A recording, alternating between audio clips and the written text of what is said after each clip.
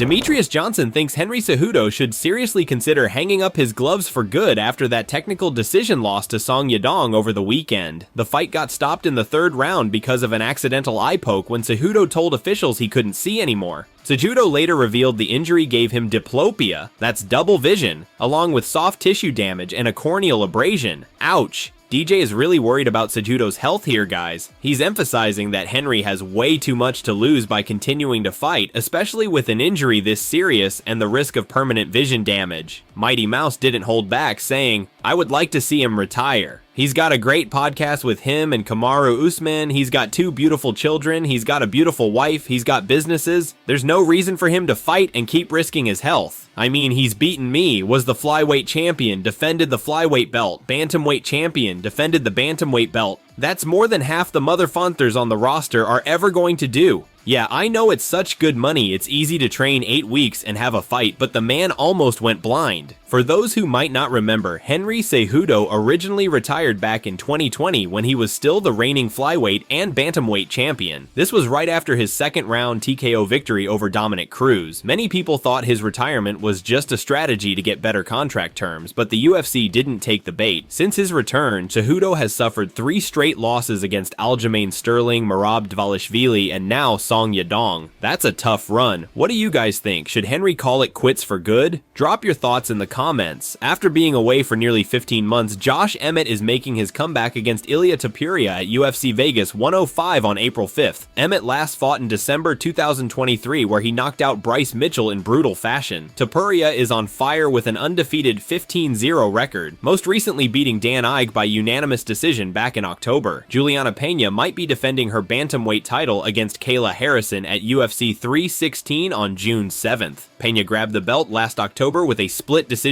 win over Raquel Pennington. Harrison is coming in hot after a unanimous decision victory over Caitlin Vieira. Flyweight champ Alexandre Pantoja was supposed to defend his title against Kai Kara France in the co-main event of UFC 314 in April, but it sounds like they're moving that fight to UFC 316 instead. Nothing's set in stone yet though. Dana White addressed those rumors about Ilia Topuria being forced to vacate his featherweight title before moving up to lightweight. Dana shut that down fast, making it clear the decision was all Topuria's. According to Dana, Ilia chose to give up the belt because he didn't want to hold up the division. With Ilia moving up to lightweight, vacating the title, you weren't able to announce it then, but is it safe to say that Ilia Islam is the fight that we're sort of working towards, or could he be fighting? There's still other possibilities, so there's a lot of shit going on right now. Yeah. Otherwise, I would have said. Did he vacate the belt, or did you guys say, if you're moving to lightweight, then we don't want to hold up the featherweight division? No, he did that. He said, I've done everything I can do here. I'm ready to move up. And he vacated it. He said, I shouldn't be holding up anybody's opportunities. And, you know, it's always, I respect when guys do that. Diego Lopez said in an interview that the UFC are going to try and sort of stop double champs from happening in the future. Like, so if this case happened, you would have asked Ilia to give up the belt. I don't know if that's a rule, but is that something you'd rather see guys actually vacate rather than try and do both at the same time? Unless you think you can, defend your title. Listen, if there's a guy that thinks he can do it and wants to defend both belts and has accomplished all these great things, I would have no problem with it. But you're going to be busy. Did you think he had more work to do at featherweight? Were you okay with his move, or did you think, I think that he felt he had done everything with the guys that he beat. If you look at who he beat and how he beat them, right? And I don't think he loved making that weight anymore. The super fights and the champ stuff, I feel like in the past there had maybe been more eagerness or enthusiasm about booking these super fights, whereas now, like when we even talk about Alex Pereira moving up or Dricus, you seem to want these guys to focus on their divisions. Has there been any sort of philosophical change in the matchmaking process about keeping guys in their divisions? I mean, yeah, unless you've really wiped out a division and like John Jones, who was in lightweight forever and then moved up to heavyweight. Ilia, I get it. It makes sense, when I, like I said, who he's beat and how he beat him, and now he's tired of making weight and wants to move up to 50, totally makes sense. But no, I'm definitely, Weili Zhang that just asked me, she's accomplished just about everything you can accomplish in her weight division, and I don't have a problem with it, but I haven't, the philosophy hasn't changed. It's just on a case-by-case basis. Aljamain Sterling does not think Diego Lopes deserves that featherweight title shot. Last week we heard that Ilia Topuria is vacating his belt and moving up to lightweight, which cleared the path for Lopes to face Alexander Volkanovski for the vacant championship. But Sterling is arguing that Merab Dvalishvili was the more deserving contender. He's pointing to Merab's undefeated record and victories over both Lopes and Sterling himself as major reasons why Merab should have gotten this opportunity instead. Aljo didn't hold back on X, writing, "Definitely should have been Merab, but of course no fighter in their rightful mind will ever turn down a title shot because they think it's the right thing to do so that someone more deserving gets it." Diego Lopes just replied with laughing crying emojis, which got Aljo fired up even more. Sterling shot back, "What's the joke? You got the title shot. Why would you turn it down? Help me understand what's so funny here. I'm confused. Diego, help a brother out, amigo." Diego wasn't backing down either, replying, "The joke is that I'm going to fight for the title because I'm the most active fighter in the division, because I accept fights and don't deny them like you and your friend Merab did and do." Less than 2 weeks before defending his light heavyweight title against Magomed Ankalaev, Alex Pereira shared some crazy footage of himself grappling with Glover Teixeira in the snow. Talk about hardcore training.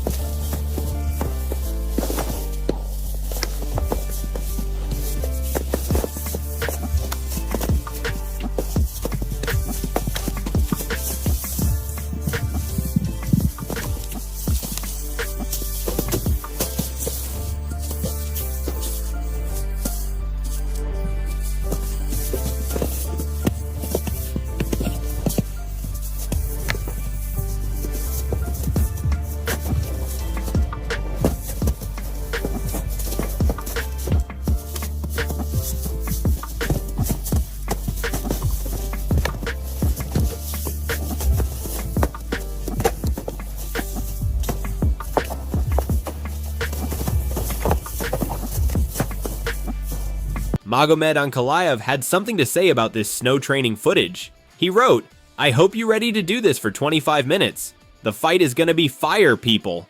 Jailton Almeida is open to giving Khalil Rountree a shot at redemption." These two fought back in 2019, and Almeida absolutely dominated with a first-round knockout victory over Rountree. After his shocking upset win at UFC Seattle, where he submitted Ibo Aslan in the first round, Almeida expressed he's willing to run it back with Rountree. Khalil last fought against the current light heavyweight champ Alex Pereira and suffered a fourth-round TKO loss. He's been very vocal about wanting another crack at the title. Right now, Rountree is ranked 7th in the light heavyweight division, while Almeida isn't even ranked yet.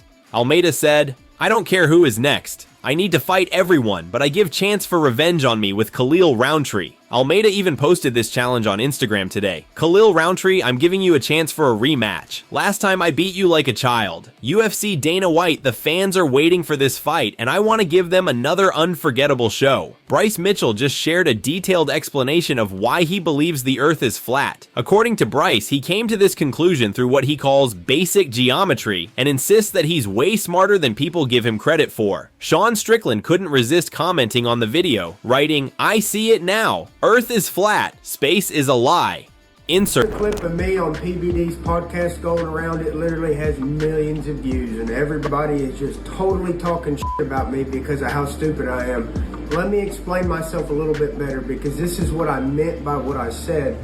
And I think nobody's going to disagree once I explain it. I stated that you can prove the earth don't rotate because you can take a helicopter, hover it at 20,000 feet for 24 hours and come back down in the same spot.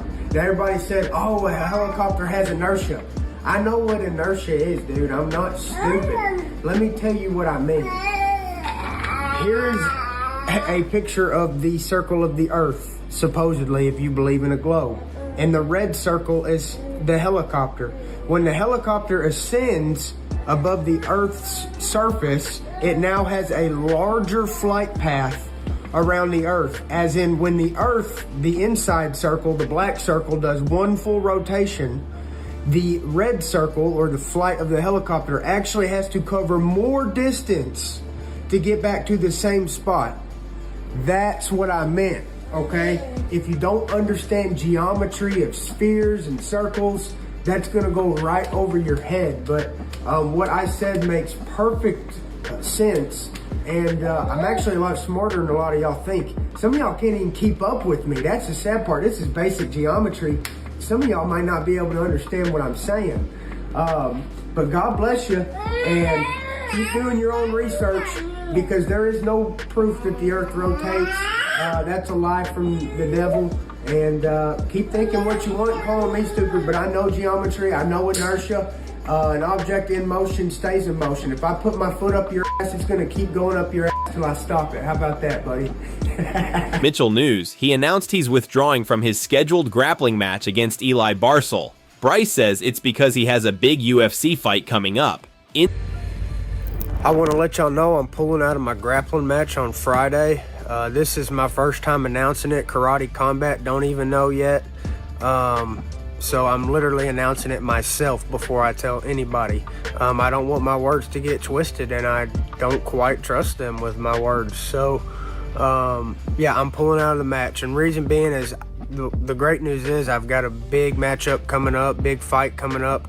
I don't know the exact details on the fight, but I'm just telling y'all something's coming up, and please be patient with me, okay? I'm being patient too. I want to fight too, and I can't wait for this next fight, and I'm prioritizing the fight over a grappling match. It's not worth it for me knowing I got a fight coming up now to do a grappling match on Friday.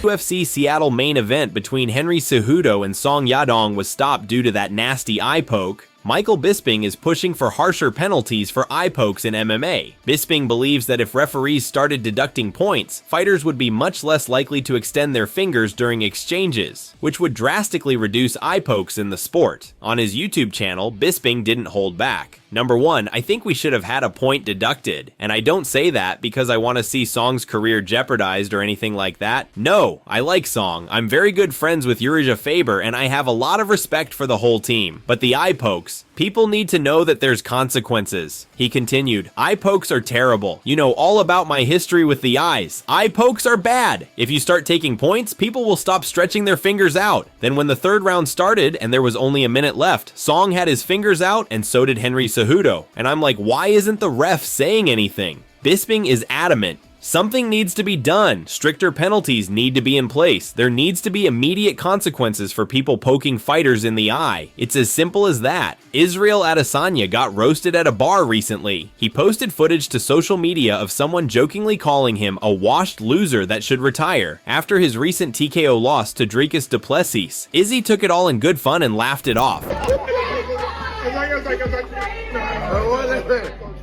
Wait, okay. Describe my last fight in 3 words. Wash, retire, loser. Ilia Topuria has allegedly refused to fight Arman Tsarukyan. Ilia recently talked about wanting to fight either Dustin Poirier or Charles Oliveira for his lightweight debut if the UFC doesn't give him an immediate title shot against Islam Makhachev. But a source close to Topuria is telling a different story, saying Ilia only wants that title fight right away. A Russian news agency reported that a source close to Ilia stated, Ilia wants a championship fight. He will not fight for the status of a contender with Tsarukyan or anyone else. Dana White recently addressed Ilia's move to lightweight, making it clear that Islam is not guaranteed to be Ilia's first fight. Safe to say that Ilia Islam is the fight that we're sort of working towards, or could he be fighting? There's still other possibilities, so there's a lot of going on right now. Yeah. Otherwise, I would have. And that's going to wrap it up for today's MMA news. Thanks so much for watching. Remember to like, comment, and subscribe for daily MMA updates. See you all tomorrow.